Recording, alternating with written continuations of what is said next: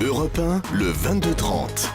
L'écho du jour, Jean-Michel Duez. Bonsoir Jean-Louis Bianco. Bonsoir. Vous avez remis ce matin à Jean-Marc Ayrault votre rapport sur la réforme du système ferroviaire français. Vous partez d'un double constat, un déficit annuel du système actuel de l'ordre d'1,5 milliard et dans le même temps une organisation qui a été mise en place il y a maintenant 16 ans et qui n'a véritablement jamais fonctionné. Alors vous avez pratiqué environ 200 auditions pour préparer ce rapport. Vous voulez vous simplifier cette organisation. En quelques mots, qu'est-ce que vous proposez ? Ce que je pense, c'est qu'il faut mettre ensemble les gens qui font des métiers qui sont directement liés. Quand on veut faire des travaux sur les voies, actuellement, il y a un organisme qui s'appelle RFF qui planifie les travaux. Et puis d'autres organismes qui sont liés à la SNCF qui s'occupent de faire les travaux. Si ces gens-là ne communiquent pas ensemble, on leur a expliqué qu'il fallait qu'ils soient séparés, il y a des incohérences. On est obligé d'annuler à la dernière minute des travaux parce qu'on n'a pas bien prévu la circulation des trains. Ou au contraire, on a la circulation des trains qui pâtit de mauvais travaux. Donc, il faut mettre ces gens ensemble. Ça ne veut pas dire faire une vieille SNCF monolithique. Ça veut dire mettre ensemble tous ceux qui s'occupent des voies. Donc, ce qu'on appelle le gestionnaire unifié du réseau. Il y aura encore quand même deux organismes. Actuellement, il y a RFF d'un côté, SNCF de l'autre. Mais RFF, qui a actuellement 1700 personnes, va avoir 45 000 personnes en plus, qui aujourd'hui travaillent pour la SNCF et dont le métier est directement lié. Si vous voulez, ce que je pense, c'est qu'il faut avoir les métiers de la voie, du réseau d'un côté, et les métiers du transport de l'autre, mais avec une connexion, pas mettre une muraille de Chine. Dans aucun pays au monde, même libéral, on ne sépare complètement, ce serait une absence de bon sens, le fait de s'occuper des réseaux, de s'occuper des voies et le fait de s'occuper des trains. Et puis, je veux qu'il y ait quand même une cohérence, donc je propose une maison mère, un organisme léger qui sera le pilote, qui vérifiera que ça marche, qu'on travaille dans le sens d'équilibrer financièrement le système, qui sera garante aussi du fait qu'il y a une cohésion sociale, c'est-à-dire qu'on ne va pas exploser le statut des cheminots. Je crois que ce serait une grosse faute par rapport à l'histoire de ce corps de métier. Donc, un établissement mère, pilote, responsable de la cohérence du système, 2 établissements opérationnels, le gestionnaire du réseau, 45 000 personnes, et SNCF Transport, à peu près 100 000 personnes. Mais cet établissement pilote, est-ce que ce n'est pas un niveau supplémentaire que vous ajoutez ? Non, parce que les personnels viendront en fait des fonctions qui sont exercées en doublon aujourd'hui, par RFF d'un côté et par la SNCF de l'autre. On pourra aussi mutualiser non seulement des fonctions corporate, comme on dit, mais aussi par exemple des fonctions de sécurité. Mettre ensemble tous les gens qui s'occupent de sécurité. Mais quelle certitude vous avez que ce gestionnaire d'infrastructures unifié sera plus performant que l'actuel RFF ?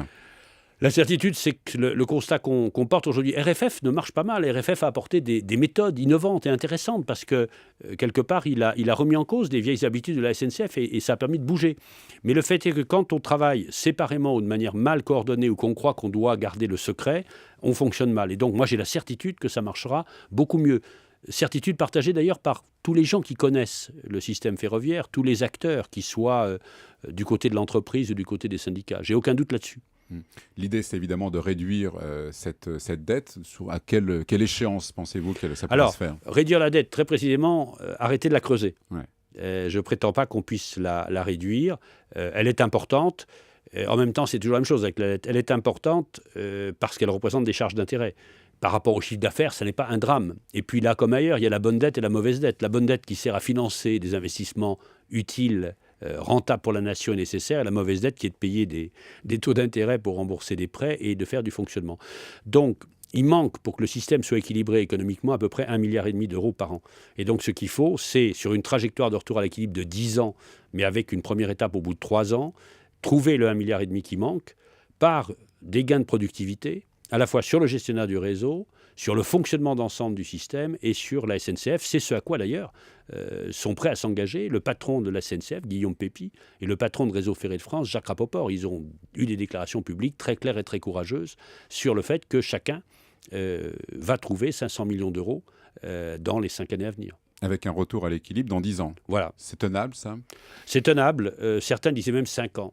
Moi, j'ai préféré prendre 10 ans, mais avec la recommandation d'être extrêmement sévère. C'est-à-dire, vous savez, on fait parfois des contrats de plan qui ne sont jamais exécutés, des lois de programmation qui sont purement déclaratoires. En tout cas, la vie fait qu'elles ne sont pas exécutées. Là, moi, ce que je recommande vivement, ce que je veux, c'est qu'on surveille sérieusement, que les engagements soient précis, soient négociés entre la direction et les syndicats, négociés entre Réseau Ferré de France, le nouveau Réseau Ferré de France et l'État, entre la SNCF et l'État, et contrôlés contrôlé par une autorité de régulation indépendante et contrôlé par le Parlement. Et si on s'éloigne de la trajectoire de retour à l'équilibre, alors c'est qu'il faudra faire des choix différents. C'est qu'on n'a pas assez investi ou qu'on a mal investi, ou bien c'est que les engagements ne sont pas tenus et qu'il faudra changer les responsables. Il faut qu'on ait une culture de responsabilité à travers ce que j'appelle ces contrats de performance. Alors ce gestionnaire d'infrastructure se met déjà en place en Île-de-France. Oui. Est-ce que ça sera un test finalement? Oui, c'est un test et en même temps, moi je suis frappé de la volonté, non seulement des deux patrons, Jacques Rapoport et Guillaume Pépi, mais de leur encadrement. Les gens ont envie de travailler. Monsieur, on n'aime pas travailler mal, qu'on soit dans le public ou dans le privé.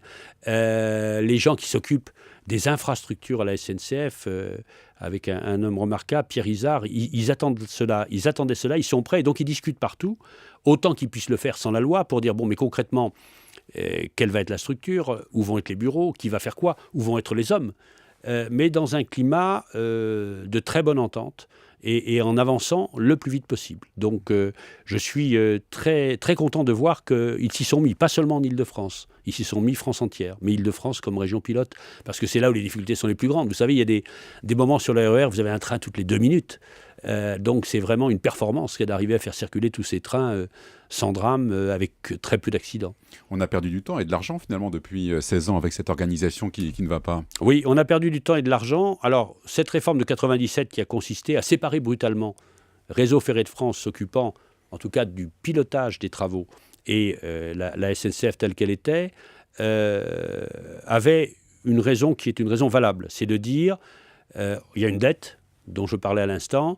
Si on la met à Réseau Ferré de France, qui est un établissement public industriel et commercial, c'est quelque chose qui est rassurant pour pouvoir emprunter. Et donc, ça ne va pas mettre en difficulté les comptes de la SNCF. L'argument est recevable. L'autre argument était une forme un peu naïve de penser qu'on allait au-devant des désirs de l'Europe en séparant le gestionnaire du réseau du principal transporteur, du transporteur historique. En réalité, la Commission a bougé là-dessus et on y a contribué. Elle dit qu'il y a subsidiarité, il n'y a pas un seul modèle possible. Moi, ce que je veux vérifier, c'est que le gestionnaire du réseau est impartial dans tout ce qui touche à la concurrence. Et là-dessus, on est tout à fait d'accord. Vous préconisez aussi dans un premier temps de verser les excédents de la SNCF vers ce gestionnaire d'infrastructure. Absolument. Ouais. L'idée qui a été proposée donc par la SNCF elle-même, c'est-à-dire à la fois, ce n'est pas tout à fait les excédents, c'est les dividendes et l'impôt sur les sociétés. Donc à peu près 500 millions d'euros en ce moment. L'idée, c'est que ça appartient à l'État. Donc c'est reversé à l'État, mais l'État s'engagerait par la loi à apporter sa contribution. En gros, 500 millions d'euros d'efforts de productivité pour le gestionnaire d'infrastructure, 500 millions d'euros d'efforts de la SNCF et 500 millions d'euros de subventions de l'État pour faire des travaux. Ce qui fait à peu près le milliard et demi. Mais il ne faudrait pas que ça dure trop longtemps quand on voit Non. l'état des finances de l'État. Il ne faudrait pas que ça dure trop longtemps, mais en même temps, ça veut dire que si ça marche, d'abord, on n'aggravera pas la dette, donc c'est un coût en moins. D'autre part, on accroîtra la satisfaction des clients et des usagers, donc on augmentera le chiffre d'affaires, donc on augmentera les recettes. Alors dans votre rapport, vous expliquez aussi que la priorité n'est plus à la construction de nouvelles lignes à grande vitesse. Les TGV, c'est fini? Non, c'est pas fini, mais on est passé d'une culture qui était un peu la culture du tout TGV, qui a été formidable. Au détriment des autres lignes. Au détriment de l'entretien, de la modernisation du réseau classique. Alors, il y a quand même 90% des gens qui circulent dans ce qu'on appelle les trains de la vie quotidienne, essentiellement les RER en province, et les TER en province, et les trains express régionaux et les RER en région Île-de-France. Alors, il faut d'abord s'occuper de ces 90%. Et c'est vrai qu'il y a eu un effort depuis 5-6 ans de fait, mais on avait pris du retard.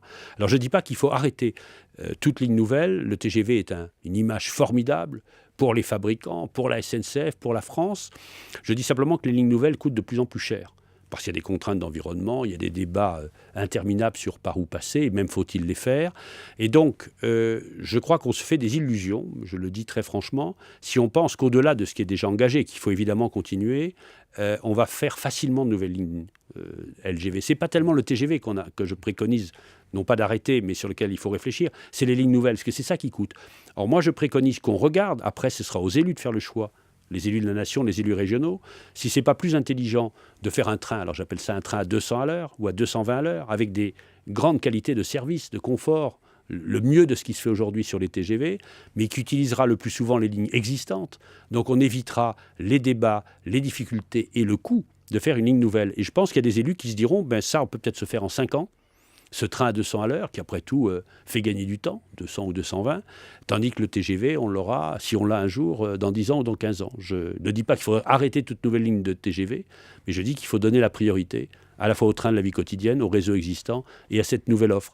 Après, si, comme je l'espère quand même, la nation va mieux, l'économie va mieux, on pourra faire l'un et l'autre. Mais s'il faut choisir, commençons par revaloriser, régénérer, comme on dit, le réseau existant et par développer des nouveaux services. On est allé trop loin dans le tout TGV? On n'est pas allé trop loin, mais je crois que c'est un modèle qui atteint, le modèle dit du tout TGV, qui atteint une limite et en plus qui suscite des attentes. Moi, je vois bien, j'ai été élu local, j'ai des amis élus. Si on n'a pas de TGV, on a le sentiment d'être en seconde division.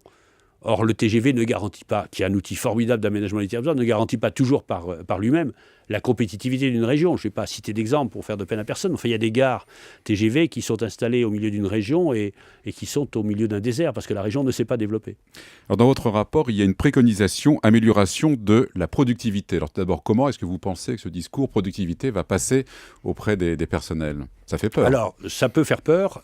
Moi, j'ai été surpris de voir que le mot productivité, dans mes entretiens avec les syndicats, n'était pas un mot tabou. Alors, la question après, c'est qu'est-ce qu'on met derrière? Alors, qu'est-ce que vous mettez derrière? Je mets derrière la productivité système, c'est-à-dire tout ce qui tout ce qui vient d'une meilleure organisation. Et je pense que les marges sont considérables. À la SNCF, Guillaume Pépé a lui-même indiqué des pistes sur les frais de structure, dont une partie va être mutualisée avec l'actuel RFF ou le futur gestionnaire du réseau. Je pense aussi qu'on gagne de la productivité en utilisant mieux le capital. Et c'est là aussi on rejoint la question du TGV. Si vous multipliez les lignes de LGV avec des TGV pas toujours très remplis, vous utilisez mal le capital TGV. Si vous l'utilisez là où c'est le plus pertinent, vous utilisez bien et vous amortissez bien le capital. Donc il y a des gains système, il y a des gains capital et il y a des gains organisation du travail. Moi, je suis convaincu que si on donne confiance au personnel en disant cette réforme, elle n'est pas contre vous, elle n'est pas pour aller toujours vers le moins-disant social, mais il faut négocier, il faut s'adapter, il faut bouger, il faut être plus polyvalent, il faut organiser différemment le travail, alors la négociation est possible. Plus de souplesse, donc c'est ça. Bien sûr, Ouais. mais il faut la négocier. Et vous dites aussi une implication plus forte des personnels. Comment? Oui. Précisément parce qu'on leur dit le but n'est pas de privatiser, le but n'est pas de vous imposer des contraintes sévères qui seraient imposées précisément et pas négociées. Par contre, comme ils aiment leur métier, si on leur dit on va discuter, y compris localement, parce que le bon management il est local, sur comment on fait pour s'organiser le mieux possible, je pense qu'ils rentreront dans des discussions, y compris de souplesse. Et quand vous dites aussi qu'il faudrait un cadre social modernisé, ça procède de tout cela? Tout à fait. C'est un changement là aussi. C'est un changement. Ouais. Il faut d'abord qu'on définisse ce qui est les strictes obligations de sécurité qui s'imposent à tout le monde. C'est un peu comme sur la route. Quel que soit le propriétaire d'un camion, le conducteur du camion, il est soumis à des règles qu'il doit en théorie, pas toujours malheureusement, respecter en termes de temps de travail, de charges, etc. Bien, le conducteur de train ou les personnels ferroviaires, qu'ils soient publics, privés ou d'où qu'ils viennent, doivent avoir les mêmes impératifs de sécurité. Et ça, je pense que ça permettra de donner une base précise à ce qui est parfois le fruit de règlements anciens, mais qu'il faut solidifier, y compris pour des nouveaux entrants, qui doivent être soumises aux mêmes obligations de sécurité dans l'intérêt général. Et puis, une fois qu'on a cette base-là, alors, ouvrons une négociation collective de la branche ferroviaire, avec tous les acteurs, ceux qui sont là, ceux qui veulent venir, aussi bien les acteurs du fret que les gens qui sont des concurrents dans le transport voyageur ou qui veulent rentrer comme concurrents. Quitte à remettre en cause les conventions existantes. Il n'y a pas de convention collective de branche, il faut la créer. Et c'est ça qui est intéressant. C'est que c'est une construction nouvelle qui suppose une négociation qui peut durer, mais dans laquelle j'ai la conviction que les uns et les autres, les transporteurs privés, la SNCF elle-même et les syndicats sont prêts à s'engager. Et ça, je ne dis pas que ça va se faire vite, je ne dis pas que ça va être facile, mais ils sont prêts à s'y engager. Et ça suppose peut-être éventuellement l'abandon de certains avantages? Ça suppose la négociation dans des donnant-donnant. On me dit que les salaires sont peut-être en train de devenir plus élevés dans le fret. Je ne sais pas si c'est vrai ou pas. Mais il peut y avoir négociation salaire et temps de travail. Mais ça, c'est à la négociation de le dire, pas à moi. Mais vous préconisez quand même pour l'ensemble de l'ensemble de la branche, c'est-à-dire à la fois les voyageurs, le fret, l'ensemble de la branche. Il y aura des spécificités, c'est des métiers différents, mais un point commun sur les questions de santé, les questions de circulation, de trajectoire professionnelle, les questions de formation, les questions d'intérêt général commun, et puis des spécificités suivant les métiers, essentiellement le fret et les voyageurs. Alors pour l'ensemble de cette réforme, vous avez un calendrier rapide. Vous dites qu'il faut faire ça très rapidement. Ouais. Oui, parce que, on le disait, les dysfonctionnements n'ont que trop duré. Le constat, je ne l'ai pas inventé, il a été fait depuis des années, et encore il y a quelques années dans les assises du ferroviaire, et puis ces dysfonctionnements dans la gestion des chantiers. Donc les gens ont envie de bouger, ont envie que ça change, ont envie de travailler mieux. Et donc, il y a une certaine urgence parce que les esprits sont prêts. Le diagnostic est largement partagé depuis maintenant quelques années. J'espère que mes recommandations contribueront encore à renforcer un consensus sur le diagnostic. Donc, j'ai suggéré au gouvernement d'aller vite. Je sais, pour en avoir parlé ce matin avec le Premier ministre, que c'est tout à fait l'état d'esprit du gouvernement. Ça veut dire dépôt. Je ne vais pas fixer le calendrier parlementaire, c'est au Parlement et au gouvernement de le dire, mais dépôt très rapide d'un projet de loi. Oui, certainement. Ouais. Dépôt très rapide d'un projet de loi et examen par le Parlement et, si possible, au moins vote en première lecture d'ici la fin de l'année. Donc, pour une mise en place ? Pour une mise en place début 2015. Oui, donc très, très rapidement. Et il y a aussi une perspective à court terme, c'est 2019, avec l'ouverture totale à la concurrence, cette fois, du trafic voyageurs. Absolument. Ouais, et vous vous placez dans cette perspective, forcément, cette Bien réforme ? Bien sûr, c'est une donnée. Alors, certains pensent que ça va forcément être bon, d'autres pensent que c'est une contrainte. En tout cas, c'est un fait. Donc il faut préparer cette ouverture à la concurrence, précisément en rapprochant les conditions de la concurrence, c'est-à-dire à la fois les règles de sécurité qui s'imposent à tous et les conditions, durée du travail, organisation du travail, salaire, d'où l'importance de la convention collective de branche. Et puis il faut que cette concurrence se fasse de manière équitable. C'est ce que demande à juste titre la Commission européenne et le Parlement européen. Équitable, je dirais, vis-à-vis de la SNCF aussi, qu'elle ne soit pas une concurrence parce qu'on ferait du dumping, entre guillemets, et équitable vis-à-vis des nouveaux entrants, que le système lui-même ne se protège pas, il ne protège pas l'opérateur historique. Ça veut dire que fixer les tarifs pour emprunter les voies, définir les règles d'attribution de ces voies pour la circulation doivent être des activités totalement indépendante. Alors, qui décidera de ça, justement ? Ça, ce sera le gestionnaire d'infrastructure dans une partie totalement indépendante et sous le contrôle d'une autorité de régulation. Pour que ce soit impartial. Pour que ce soit absolument impartial. Et puis, il faut mettre des règles que je propose aussi pour la nomination, la révocation des dirigeants, pour tout échange d'informations ou partenariat, que ce soit transparent et sous le contrôle d'une autorité de régulation renforcée. Vous avez retrouvé des amours de transport que vous avez connus. C'est un plaisir, Absolument, c'est un plaisir. C'est... le ferroviaire, le chemin de fer, la SNCF suscite une vraie passion de la part de tous ceux qui se sont occupés. Moi, j'ai vu pratiquement tous les anciens ministres, depuis une longue période, et beaucoup d'anciens dirigeants, et tous avaient envie de me dire leur souhait d'une réforme et de me donner leur avis. Les personnels eux-mêmes ont envie de mieux travailler. Les Français ont parfois à se plaindre, et à juste titre, de ce qui ne va pas. Mais je crois qu'ils aiment le rail. Et puis, il y a l'idée quand même que le chemin de fer, c'est le transport de demain.